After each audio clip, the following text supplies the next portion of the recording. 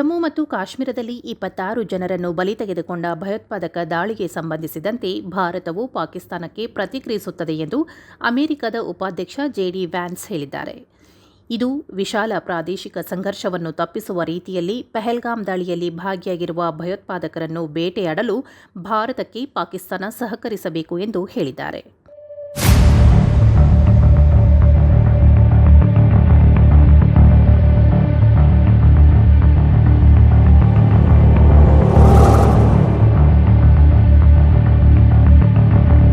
ಈ ಭಯೋತ್ಪಾದಕ ದಾಳಿಗೆ ಭಾರತವು ವಿಶಾಲ ಪ್ರಾದೇಶಿಕ ಸಂಘರ್ಷಕ್ಕೆ ಕಾರಣವಾಗದ ರೀತಿಯಲ್ಲಿ ಪ್ರತಿಕ್ರಿಯಿಸುತ್ತದೆ ಎಂಬುದು ನಮ್ಮ ಆಶಯ ಮತ್ತು ಪಾಕಿಸ್ತಾನವು ಜವಾಬ್ದಾರಿಯುತವಾಗಿ ಕೆಲವೊಮ್ಮೆ ತಮ್ಮ ಪ್ರದೇಶದಲ್ಲಿ ಕಾರ್ಯನಿರ್ವಹಿಸುತ್ತಿರುವ ಭಯೋತ್ಪಾದಕರನ್ನು ಬೇಟೆಯಾಡಲಾಗುತ್ತದೆ ಮತ್ತು ವ್ಯವಹರಿಸಲಾಗುತ್ತದೆ ಎಂದು ಖಚಿತಪಡಿಸಿಕೊಳ್ಳಲು ಭಾರತದೊಂದಿಗೆ ಸಹಕರಿಸುತ್ತದೆ ಎಂದು ನಾವು ಪ್ರಾಮಾಣಿಕವಾಗಿ ಭಾವಿಸುತ್ತೇವೆ ಎಂದು ಫಾಕ್ಸ್ ನ್ಯೂಸ್ಗೆ ನೀಡಿದ ಪಾಡ್ಕಾಸ್ಟ್ ಸಂದರ್ಶನದಲ್ಲಿ ಶ್ರೀ ವ್ಯಾನ್ಸ್ ಹೇಳಿದ್ದಾರೆ.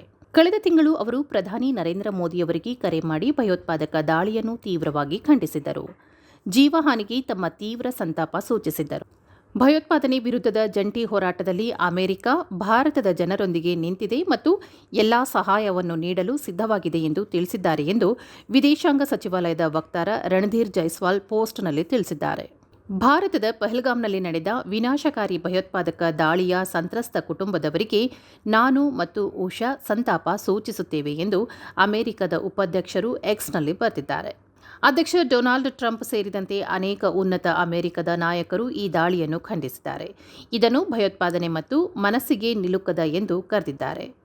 ಪಾಕಿಸ್ತಾನವನ್ನು ನೇರವಾಗಿ ದೂಷಿಸದೆ ಭಾರತಕ್ಕೆ ತಮ್ಮ ಬೆಂಬಲವನ್ನು ವ್ಯಕ್ತಪಡಿಸಿದ್ದಾರೆ.